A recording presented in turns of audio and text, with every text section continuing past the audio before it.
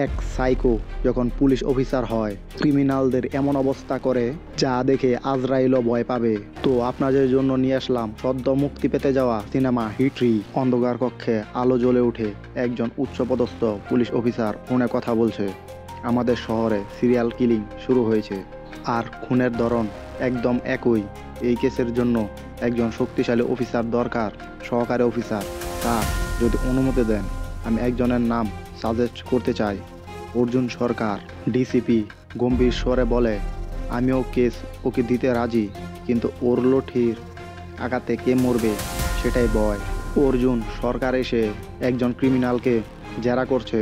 অর্জুন একটি crime cinema দেখে খুনের ধরন একদম একই, সবাইকে একই পদ্ধতিতে মারা হচ্ছে। এর পেছনে নিশ্চয়ই একটা উদ্দেশ্য আছে।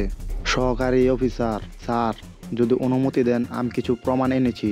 অর্জুন হাত প্রমাণ নেয়, তারপর হঠাৎ করে পাশে থাকা এক ব্যক্তির দিকে তাকায়। হাত বাড়া।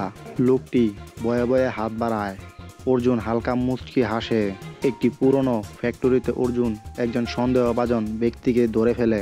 অর্জুন রেগে গিয়ে বলে, প্রথম দিন থেকেই তোকে দেখে সন্দেহ হচ্ছিল, তুই কি সত্যি পুলিশ? লোকটি ভয়ে চুপ হয়ে থাকে, কিন্তু তার চোখে রহস্যময় এক ঝিলিক। একজন অজ্ঞাত ব্যক্তি অর্জুনের সামনে এসে দাঁড়ায়। মানুষ এতদিন মিথ্যা বিশ্বাস করে এসেছে, এবার আমি দেখাবো দা অরিজিনাল। লোকটি মুখোশ খুলে ফেলে, আর দেখা যায় সে আসলেই পুলিশেরই একজন উচ্চপদস্থ অফিসার, যে পুরো কেসের মাস্টার মাইন্ড। অর্জুন চোখ বড় বড় করে তাকিয়ে থাকে। একটা পরিত্যক্ত গুদামে অর্জুন ও খলনায়কের ভয়ঙ্কর লড়াই শুরু হয়। লাঠির একের পর এক আঘাতে অর্জুন তার প্রতিপক্ষকে দুর্বল করে ফেলে। খলনায়ক অর্জুনের দিকে বন্দুক তাক করলে অর্জুন বিদ্যুৎ গতিতে লাঠির আঘাতে তার অস্ত্র ফেলে দেয়। অর্জুন ঠান্ডা স্বরে বলে, খেলা শেষ।